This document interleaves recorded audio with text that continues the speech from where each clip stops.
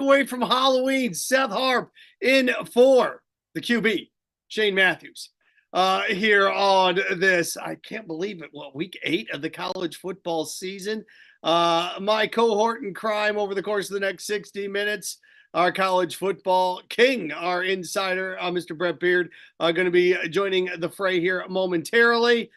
Quick reminder, everyone involved, got a question for us? Fire away, courtesy of Facebook Live and Meldon Law, the only official legal law firm partner of the Florida Gators. And, of course, PodUp with Matthews in the morning. We also have our Titan MRI text line. You can fire that up as well, 352-353-7465. And myself, Mr. Brent Beaird, courtesy of, or coming to you live from the Crime Prevention Security Home Studios, large enough to serve you, small enough to care. Again, I mentioned Meldon Law via Facebook Live. Also YouTube questions, courtesy of Quality Plumbing, residential, commercial plumbing services, and emergency repair since 1984. Their name says it all.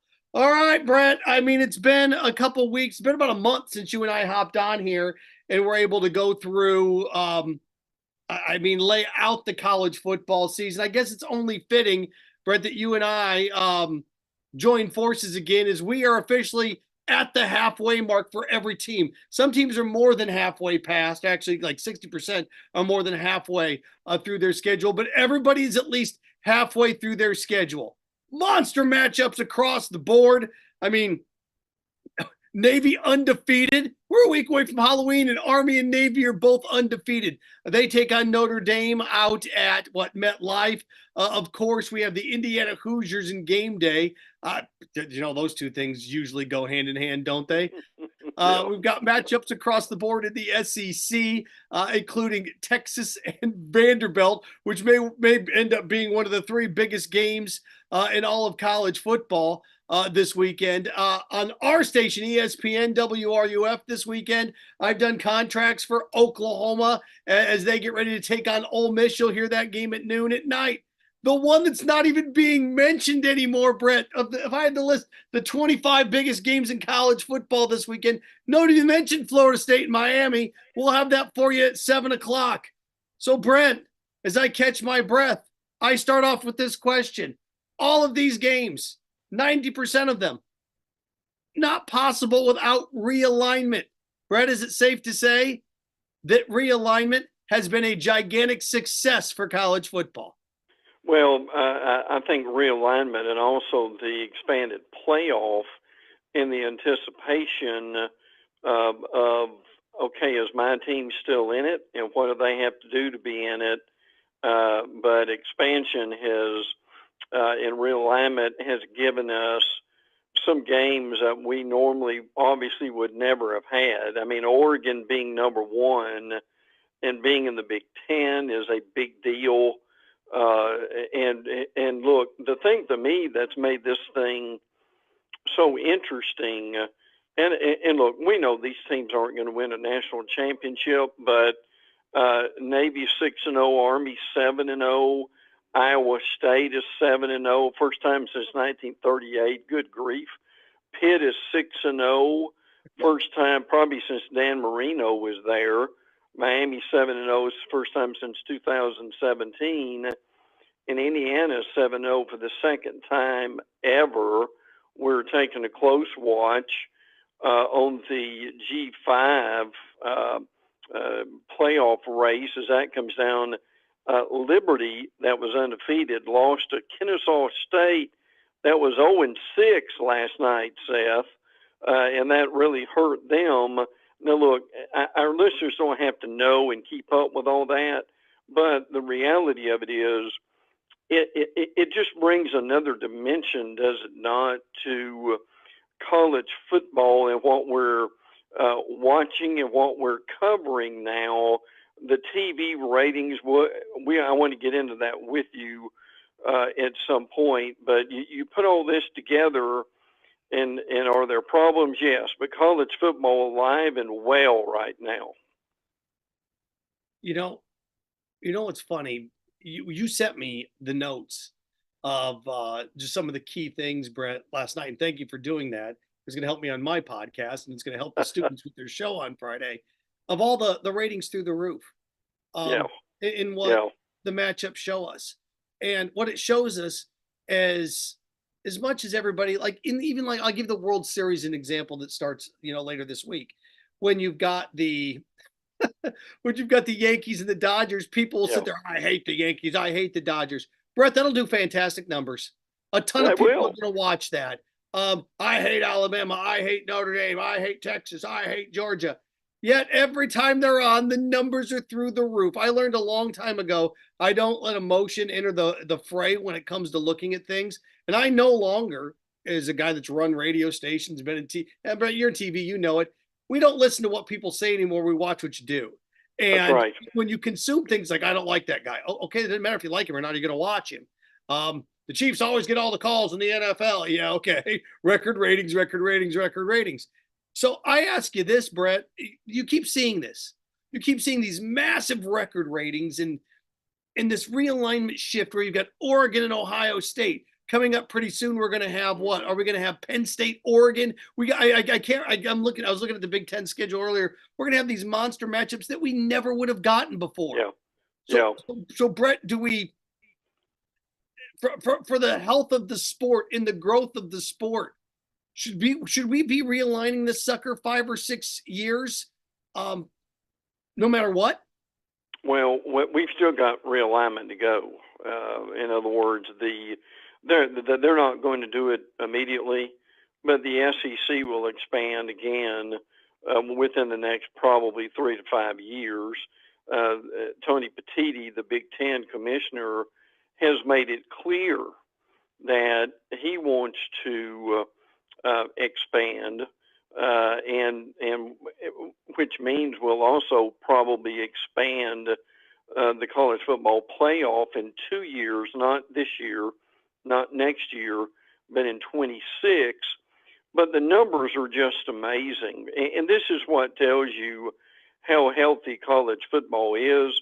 And look, Seth and I know all the problems with NIL and with the portal, and with the House,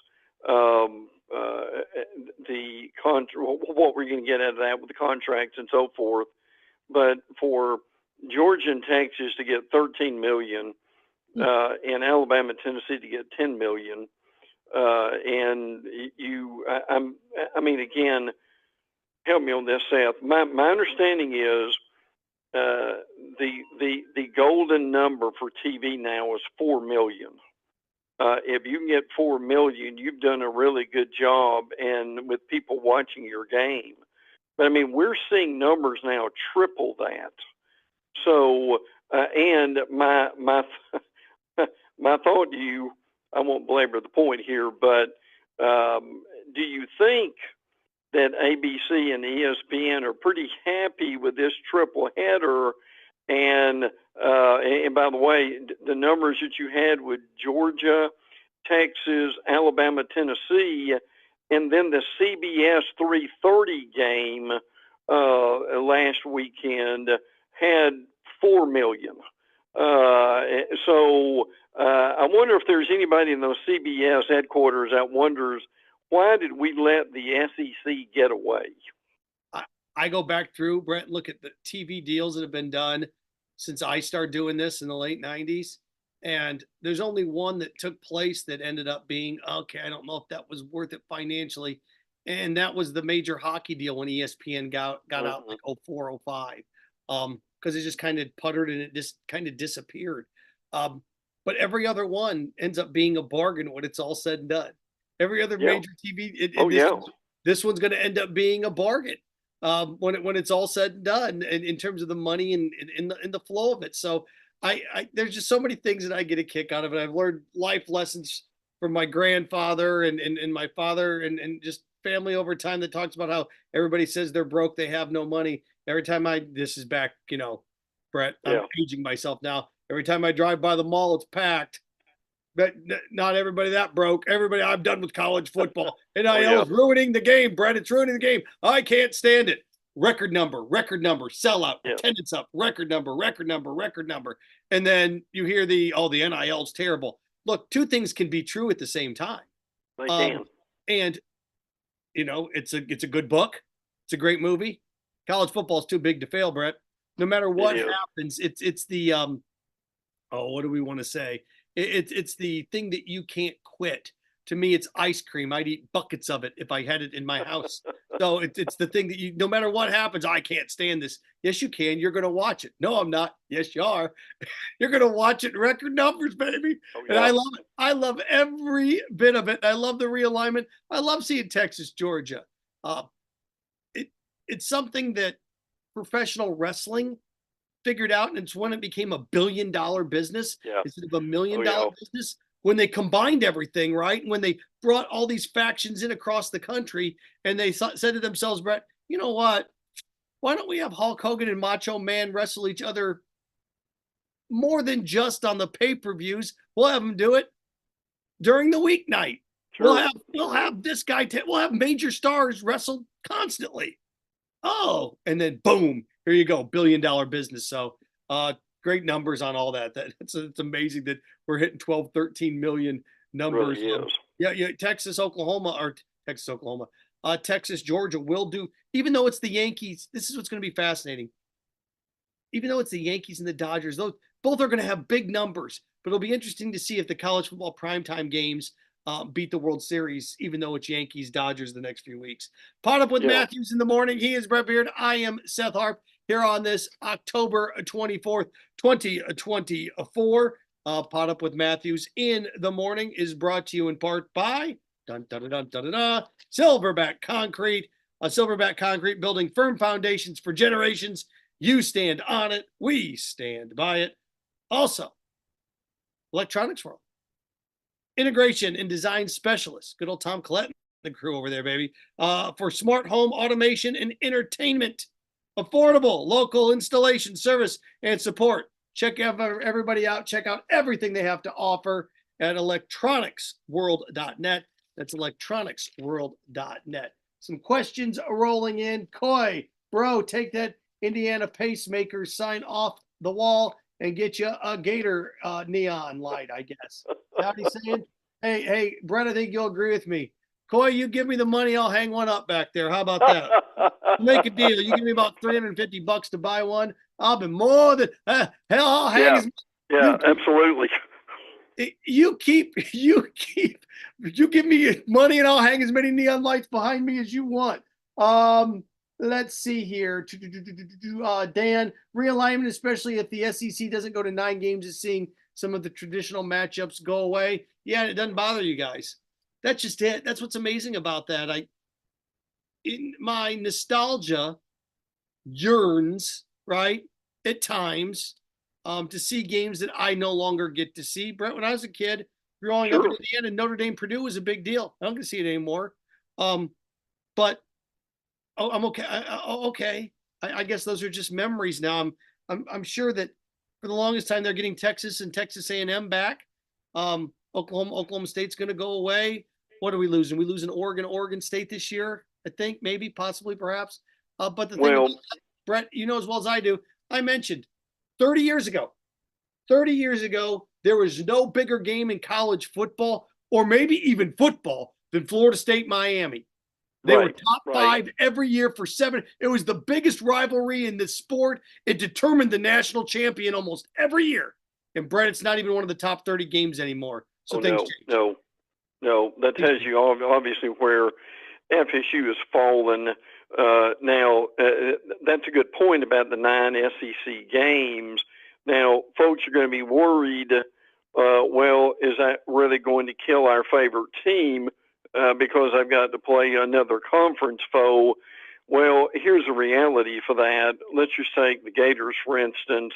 What that means is instead of playing FIU or throw in a team that you necessarily don't want to go see, what you're going to have is you may have Florida and Alabama, you may have Florida and Arkansas, you may have, in other words, you're going to have another SEC game that is intriguing, or a lot more than probably what you would have had before. So, and that's coming. Seth, it may be another 2 or 3 years from now, probably. I think they may start that in 26 when they kind of renew or redo the playoffs.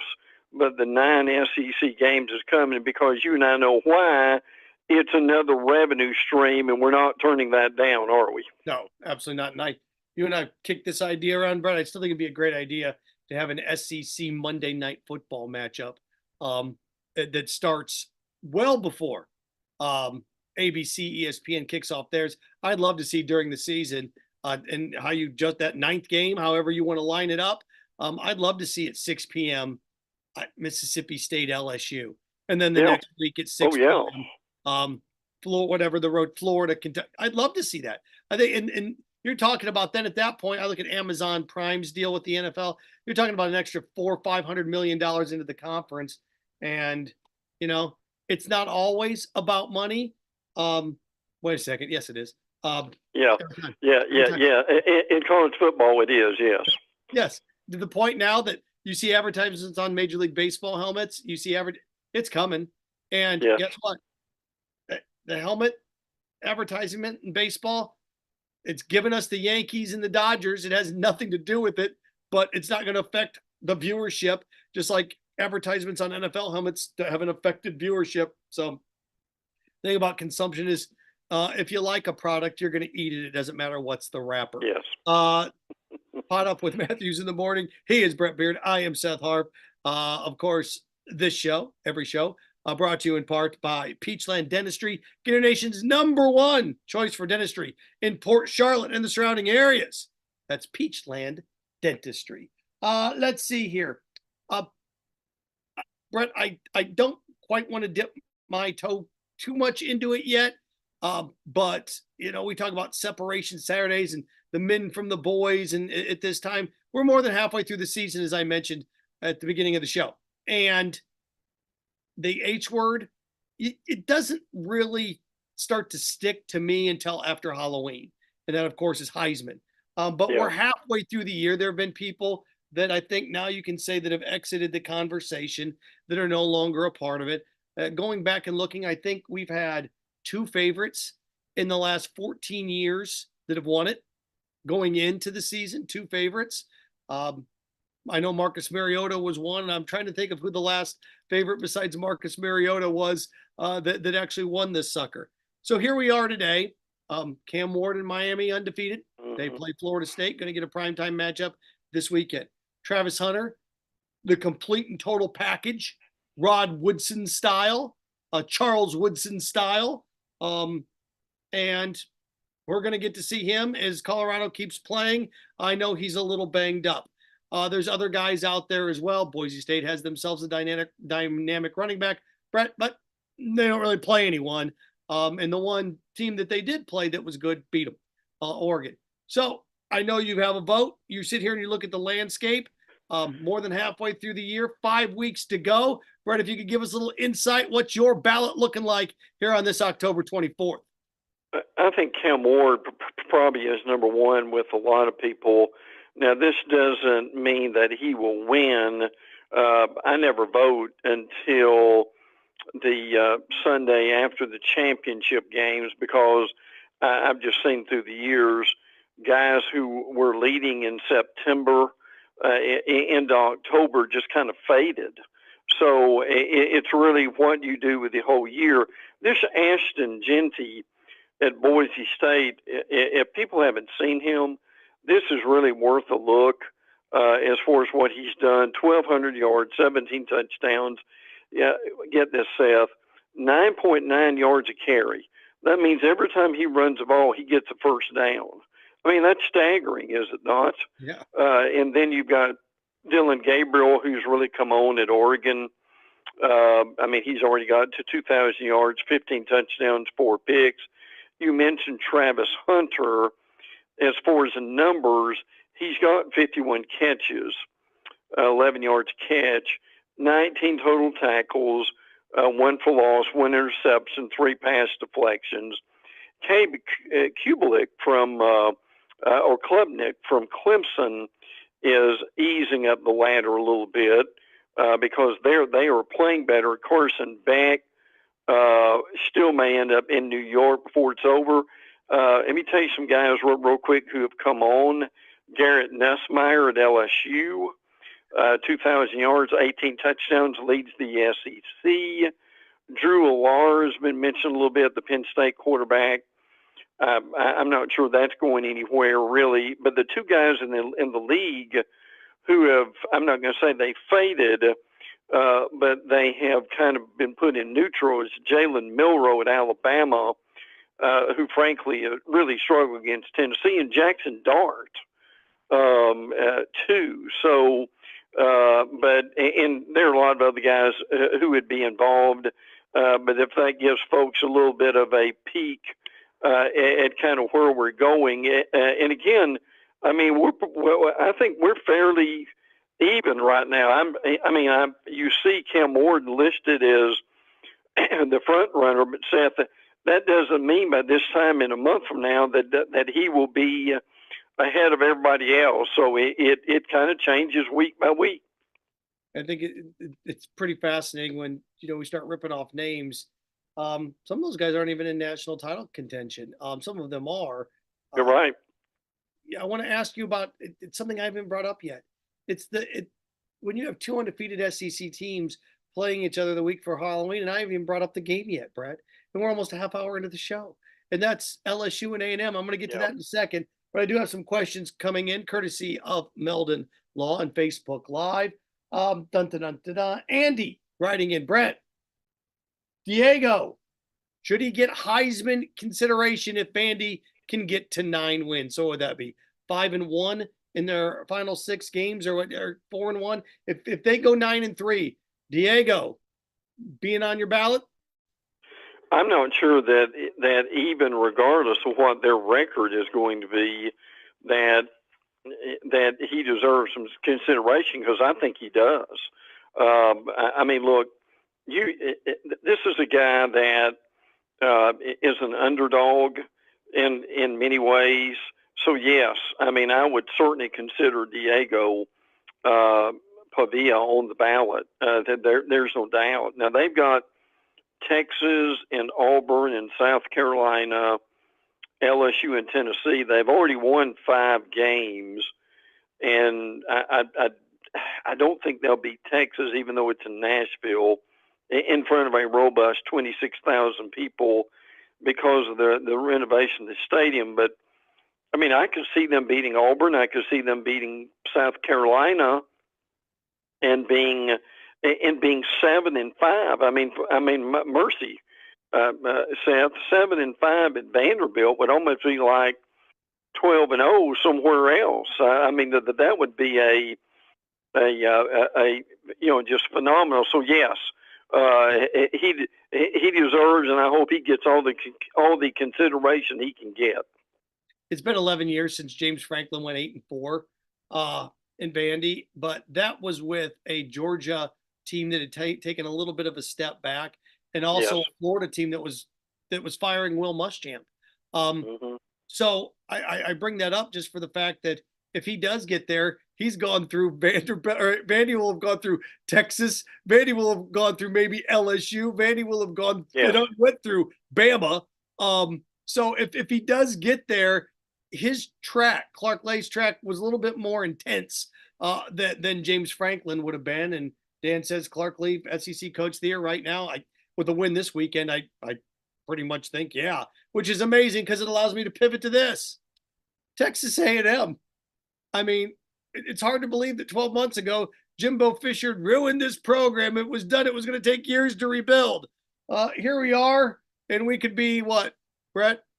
72 hours away from the Aggies all alone atop the pinnacle of the SEC as they take on undefeated LSU this weekend. What a job Brian Kelly's done. You mentioned Nussmeier, SEC QB of the year, offensive player of the year, Heisman candidate right now as we sit here and have this discussion. Brent, I'm going to put you on the line here. How about this? Bullseye time, October 24th. Does the winner of this game play in the SEC title game? They very well might.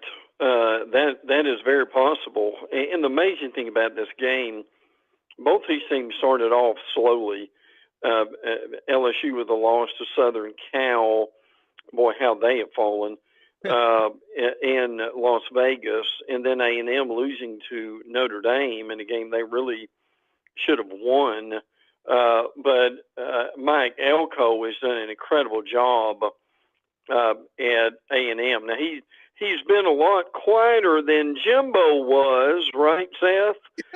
When Jimbo was at A&M, but Connor Weigman is back at quarterback, which is interesting too. So look, it truly is amazing that this is really the big game in the league. It's on Saturday night. That's going to be a lot of fun watching. And look, LSU, that really has gotten better on the defensive side of the ball. I'm not surprised with Bo Davis coming over from Texas to coach the defensive line. By the way, people may forget Corey Raymond, who left Florida. Where did he go? He went to LSU. So this LSU defense is better. But Seth, this is if you can believe this, two undefeated teams in the league. They're not undefeated, but in the league they are. They are meeting Saturday night, and it's probably not getting the attention that it deserves, is it? Yeah, and it was one of those things that I debated, because Brett, how it works at the station, and you know this, but to let people know, of course, we're the home of the Gators, so the Gator contractually it takes the slate, which it should. But then I do individual deals with different networks depending on what's going on, and there are about 4 or 5 that are available to pick up games. And we're an ESPN affiliate, so the first one that gets checked off is the noon game, which is Ole Miss and Oklahoma, which is the only game that's offered at noon, by the way, for the radio station. So it's like, okay, sure, I'll run that, no problem. At night, I'm sitting there looking at Miami, Florida State, and LSU and A&M. Brett, it's one of those, I know which game means more, but I know which game our audience will consume. Yeah, absolutely. And Brett, that was a tough decision for me because everything in my mind is telling me, Seth, don't be an idiot. LSU A&M's a better game. Put it on. What are you thinking? Yeah. But it just as I've said time and time again, whoever the Chiefs play this weekend, it'll be the better game. But I know for a fact that the people in Indianapolis would rather watch the Colts. So it depends. And I know that Florida State, Miami, but I'll get an email, Brett. I always do. What are you hearing this for? Nobody cares. And then we'll get the numbers back, and it'll be the most watched thing we had on the station all weekend. So there you go. Dan, I'd rather watch A&M LSU than Dodgers Yankees. Well, yeah. Yeah. Yeah, of course. Yeah, I mean, that's college football. What's going on here in the last 8 to 10 years is the number one sport in America, consumption-wise, was the NFL. Sea to shining sea. The NBA, sea to shining sea. Atlantic to Pacific, monster. What we've done now in the last 8 to 10 years is college football is now a national sport. It used to be regional, now it's national. And you can thank Realignment and the big bad TV networks for that, because that's why it is what it is. PodUp with Matthews in the morning here on this. I can't believe it's October 24th. Brought to you in part by Campus USA Credit Union. Put some star power to work in your financial life with Campus USA Credit Union. This day in sports history, brought to you by Campus USA Credit Union. 28 years ago today. 28 years ago today. So the last game ever at Fulton County Stadium in Atlanta. A game which the Yankees played the Braves, and Braves won the World Series. No. Yeah, the Yankees got them. Remember that? 2-0 lead. Think about this. That 28 years ago, when we talk about the Yankees being back in the World Series, that was a World Series in which the Braves won 2 in New York, and then the Yankees ripped off 4 in a row. But 28 years ago, the last sporting event, professional sporting event, ever played at Fulton County Stadium in Atlanta. All right. Pot up with Matthews in the morning. Brent, don't I feel good and I look good. I got to thank Anissa and Firefly Pilates and Yoga Studios. Look at this physical specimen in front of you. Got to thank Anissa and Firefly. Look at that. Good stuff. All right. I got more stuff with Brent to get into, including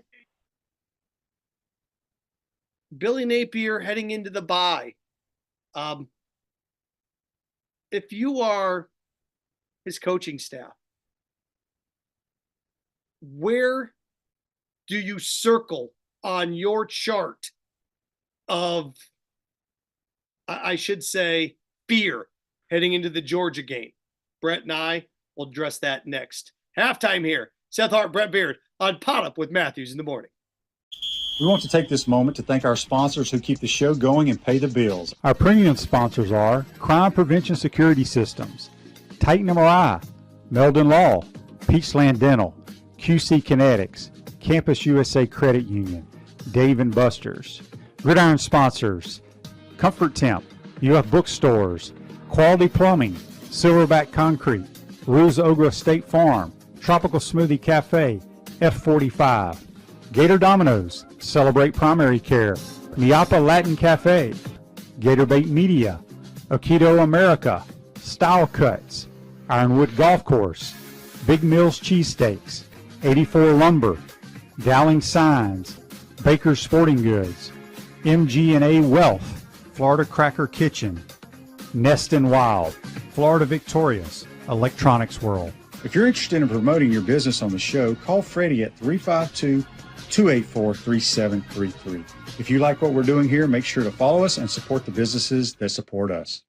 Pro football legend Emmitt Smith understands your joint pain. It does not surprise me that there are a ton of people out there that's in pain. That's why Emmitt is such a proponent of QC Kinetics, offering real lasting joint pain relief with non-surgical, all-natural biologic treatments. Whether it's a joint pain, ankle pain, shoulder pain, neck pain, back pain, hip pain, any kind of pain, the body eventually will break down when it's under that much stress. That stress can cloud your judgment to the point that you'll just say yes to the scalpel or yes to another prescription of pain pills. But maybe it's time for a second opinion from QC Kinetics. The reason why I would recommend this is because the natural biologics that QC Kinetics is providing you gives your body a chance to naturally heal itself. Restorative, regenerative solutions are here. Get lasting relief and live your life. Call QC Kinetics 352-400-4550. That's 352-400-4550. QC Kinetics 352-400-4550.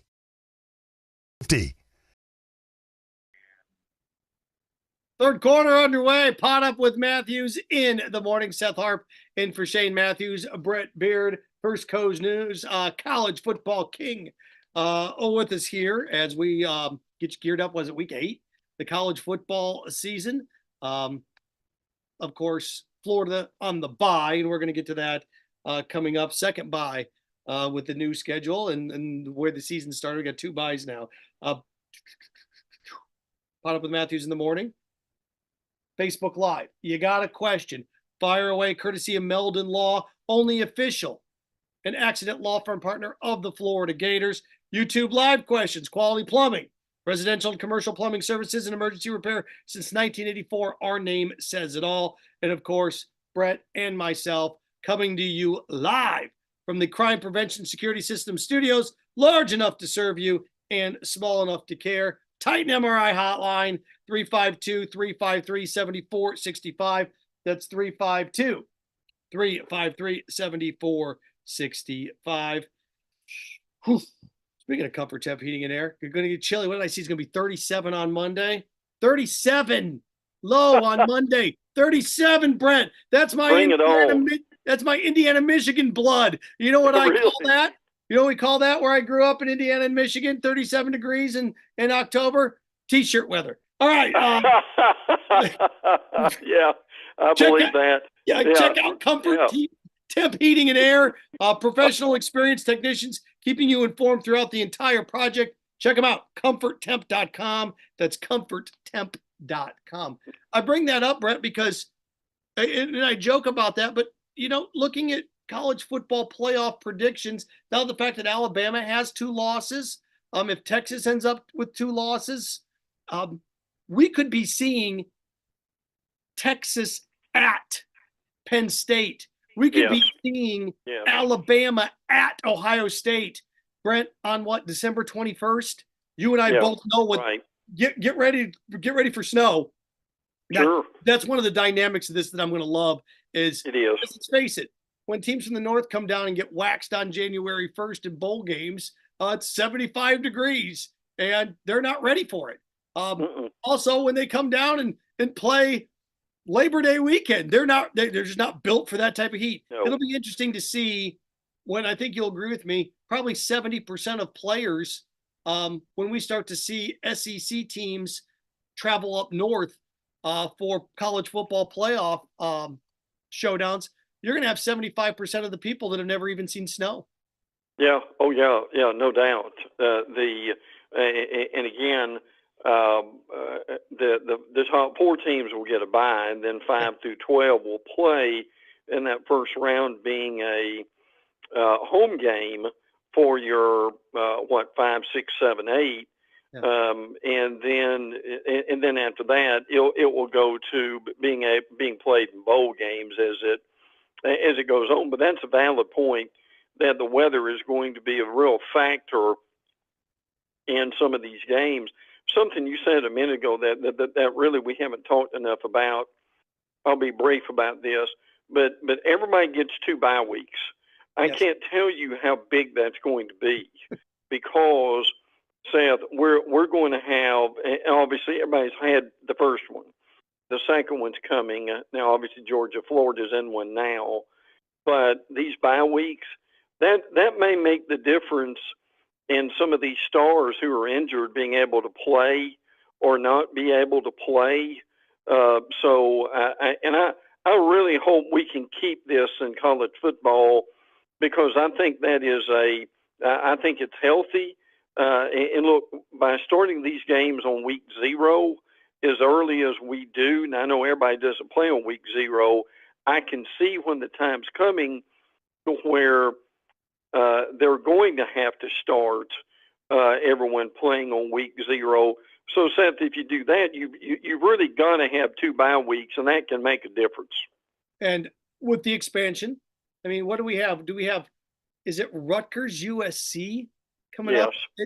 Is it Friday night, Rutgers USC? Yeah, Friday night at 10 o'clock. Yes. So with games like that, you have to have 2 bye weeks. If you're flying, 3,500 miles and you're moving across the country, and you got schools taking on teams in 2 or 3 different time zones, the wear and tear increases. So the harder you work out, the more rest you need. So I agree wholeheartedly. And at this point, it was like, oh, we got to get these games done. That ship sailed. It used to be, well, we need December off so these athletes can spend time with their families. Yeah, the Egg Bowl's on Thanksgiving every year. You bet. Yeah, right. College basketball, Florida and men and women play on Thanksgiving this year. Christmas, the only, college basketball kind of stays away from Christmas a bit and bowl games, but come on, this ship sailed. I mean, athletes play more on holidays, or those are the most New Year's Eve, New Year's Day, Thanksgiving. Come on. Sure. So this thing about, we can't stretch it out too much. Yes, we can. And we'll continue to do it. There's too much money involved not to. It is. A couple things. Again, PodUp with Matthews in the morning with you here on this Thursday, brought to you in part by Miapa Latin Cafe. Discover the ultimate Cuban culinary experience at Miapa Latin Cafe. 5 locations in Gainesville and Alachua. You're never far from the best Cuban food north of Miami. Florida, Georgia, bye week. Let's face it. After the Mississippi State game, Florida hits the bye, right? Right. Looking back a month ago. And what do? They come out strong, come out extremely strong. And, they go 2-1 in this 3-game stretch. They beat UCF, lose a heartbreaker to Tennessee, turn around and throttle Kentucky. So there's no doubt that the bye after the Mississippi State game allowed Billy Napier and the coaching staff to readjust, realign, and they have gotten, since the A&M loss, they have gotten better every single week the last 5 weeks. Every single week they've gotten better.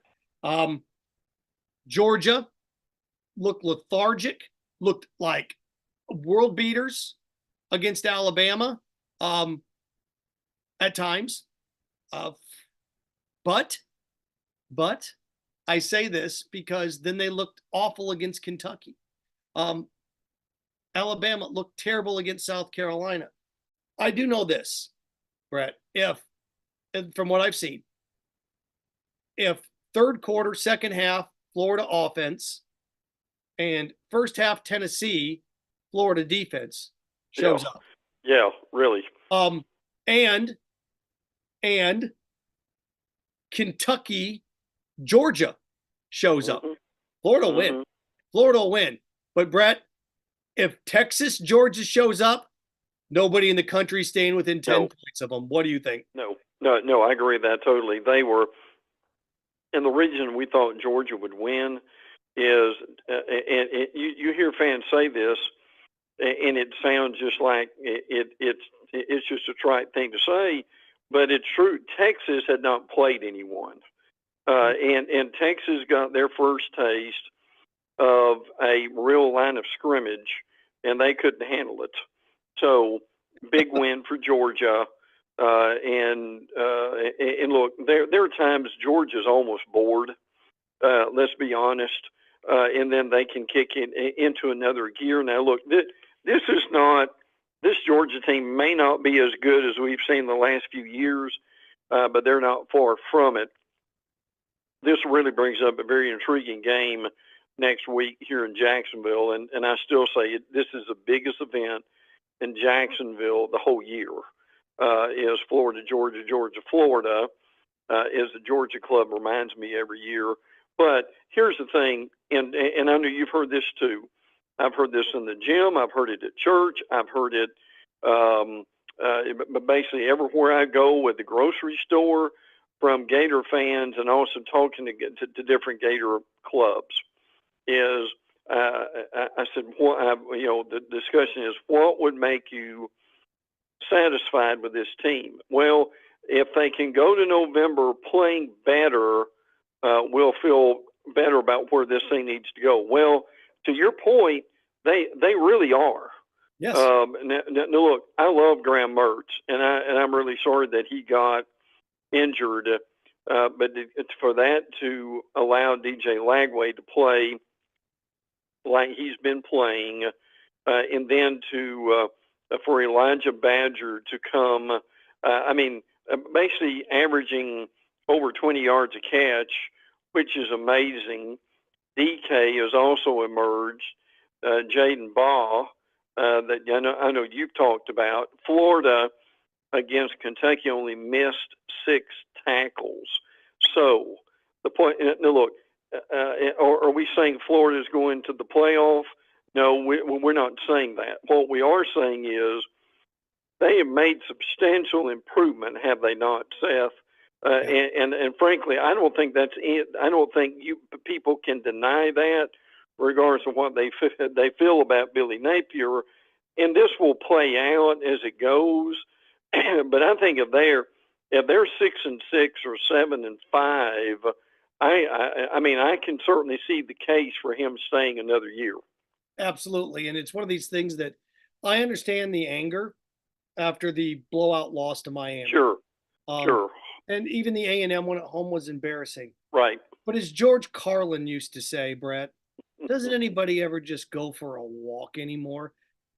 Slow down. We're going to fire him. We're going to hire Lane Kiffin. And Brett, I heard so much sack of you-know-what over the course of just being on the campus. There's boosters that brought in briefcases full of cash. No, they didn't. Millionaires don't walk around with briefcases full of cash. Right. 8 years. My favorite was 8 years, $14 million per.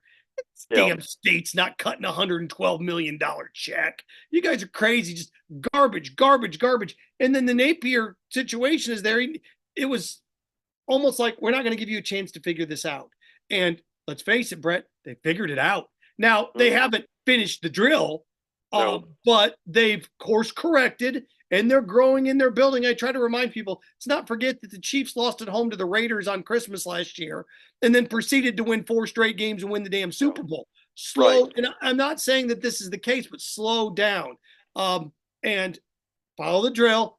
We day by day, week by week, get better, get stronger. It's like trying to lose 20 pounds. You're not going to lose it in a day. But if you work out and you eat right, you can lose, 2 pounds a week. And then all of a sudden you open up your eyes. It's been 10 weeks and you've lost 15, 20 pounds. Slow down. And it'll be interesting to see if you're Billy Napier at the end of the year. And somehow you're right. You go 7-4 or 7-5. And you have a win over Georgia under your belt. You have a win under Ole Miss under your belt. And you're sitting there at the end of the year and you look around and go, wait a second here. You guys wanted to run me out of town? Treated me like garbage. Never even gave me a chance to prove I can get through the schedule. I wonder if my services would be better off at a place like Virginia Tech. I wonder if my services would be better off at a place like, and you may sit here or I'm not saying Indiana or Pitt, but I wonder if my services would be better off at a place like Oklahoma, because let's face it, he's in a lot of trouble too. So I don't know how this lays out, but Billy and company have been everything that you've asked them to be the last month. So Brett, let's play the game. Herm Edwards, you play to win the game. Let's watch the game. Yeah. Let's play the game. And look, they are significantly better on defense. Yes. Well, we missed mentioned the missed tackles a moment ago, that they were considerably down in the Kentucky game. They have simplified that defense. And I know people don't necessarily either understand that or like it, but the bottom line is whatever they've done, it has worked. And Seth, the players that we're talking about here are all young players. Yeah. So, I mean, here's the thing for them. If you're a Gator fan, you've got some players that you need to keep on that roster because they are coming to fruition and have been very impressive. So now look, can they beat Georgia? We don't know. We certainly think they can be competitive against Georgia. No, look, that's still a big game to Kirby Smart, and don't think that it's not. But the fascinating thing is going to be in this next month of the season, Florida may have some surprises. And we're not saying they're going to Atlanta, but again, back to the original question here, they have shown significant improvement, and that's what this fan base wanted, or at least that's what I heard, and I'm sure you did too. Yes.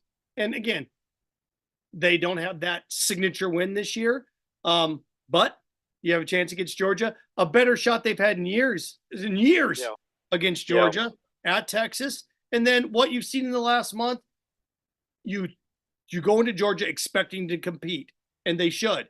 You should expect to compete at Texas. Probably can't win, but you should expect to compete. And this fan base should expect Florida to pick off LSU or Ole Miss here. They should. That's where we are now. They should expect one of those games to take place as we get ready to hit that murderer's row stretch. Legitimate point, because frankly, in talking to some of the Ole Miss radio folks, Seth, they're not playing real well. No, they are. Jackson Dart is struggling, the Ole Miss quarterback. That's the reason he's not as high in the Heisman picks. And we've got time to get into those games later. But I think your point's a good one. And that's why I said a few minutes ago, I can see them being able to pull a surprise and be able to put it together against somebody, and that's probably going to be a home game. Yeah. PodUp with Matthews in the morning. He is Brent Beaird. I am Seth Harp on this Thursday. Good gracious. October 24th.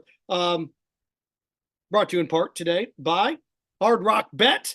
Legally sports betting in Florida. Hundreds of props, parlays, game lines, and more. The only legal place to bet online in the state of Florida. Hard Rock Bet. I'm going to give you mine. BYU 7-0. Getting 2 points against UCF. UCF is a 2-point favorite against undefeated BYU. I know there's something fishy going on there. I don't care. I think BYU beats them by double digits. I agree totally with that. Give me BYU in the points down in Orlando. Okay. Recalibrating here really quick. Florida, Georgia. What our station is going to get something kick-started here. I wanted to plug this really quick. Next Monday, our Sports Lab student show. Brett, this year, if Georgia wins, it'll be the first Florida senior class. Now, this is a fun fact you can impress everybody with at work. If Florida loses to Georgia next weekend, this will be the first Florida senior class since Ronald Reagan's first term not to beat Georgia. 1983 was the last time a senior class left Florida and didn't beat Georgia at least once. So think about that. It's the 113th matchup. So our student show, the Sports Lab on Monday, Brett, is going to begin Georgia Florida week in style. We know Georgia's the peach state. It's the heart of the state. Our students will be consuming, in honor of the 113th matchup, 11.3 pounds of peach pie and peach ice cream on Monday's show. Brett, they're going to eat the soul. They're going to eat the heart and soul of the state of Georgia. So our seniors are going to go out in style. They are going, it's not really a curse, reverse the curse, but they're going to remove the heart, the peach from the state of Georgia. 11.3 pounds of pie and ice cream, peach ice cream coming up Monday. So you got that to look forward to. And that'll take place right after Steve Russell hosts his last Monday edition, or he starts his last Georgia Florida week at WRUF, the longest running sports radio show host of any station in the state. Over 20 years, 25 years, I believe now, that he's been on WRUF. The longest streak. It's the Joe DiMaggio of the Cal Ripken Jr. of sports talk here in the state. Steve's a friend. Steve's a coworker. It's been tough for me to keep my mouth shut about this for a couple months now. But Brett, as you've said, Steve Russell, an institution in Gainesville at the University of Florida, it becomes official as of yesterday. He is retiring. Well, and listen, I want to say a quick word about that. I'm with you. I really like Steve. He's a pro. And he probably helps the university in ways that people don't even know. And I'll say this, Steve and Jeff Cardozo, to me, are the two best baseball guys, maybe in the SEC, with the job that they do. And I'll also give your station a plug. I live in the Orange Park area, which is on the other side of Jacksonville. It's an hour away from the swamp. And I listen to your station a lot, between Steve's show, the thing you do with the students on Monday and Friday is fascinating. I listen to Chuck Oliver a lot. Yeah. Also, obviously being an SEC guy, Pat and Jeff's show. The thing that I particularly like, and you've alluded this to 2 or 3 times, your station may have as good of a lineup during football and basketball season of any station that I've heard, and I listen to a lot of radio just to get here and there and get some tidbits. So I'm thrilled with the lineups that you have during football and basketball season, because I know I'm going to be able to hear a lot of the games that I want to. And I know that's not easy making those decisions. I can appreciate what you had to do with Florida, Miami, but but Seth, frankly, for where we live, that's a no-brainer. Yeah. I mean, if nothing else, you've got Gator fans who hate both of them intensely, but they and will at least take some joy out of the loser and the suffering they're going through, but still. You've got people who want to know what's going on. So I get how difficult that must have been, but I also get why you made the decision.